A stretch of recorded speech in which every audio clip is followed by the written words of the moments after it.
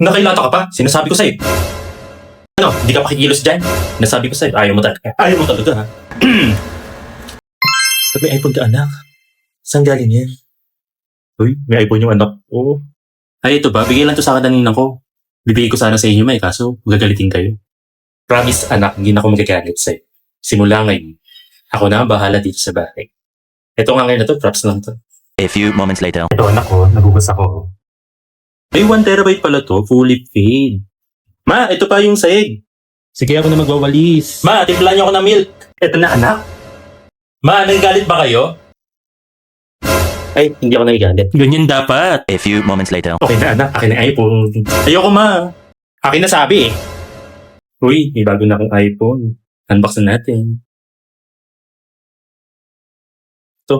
Ito. Ay, iPhone ina ka? Pinagalit mo talaga ako eh. Ma, napulot ko lang kasi yan sa basuran eh. Ah, ganun ah. Eto ka.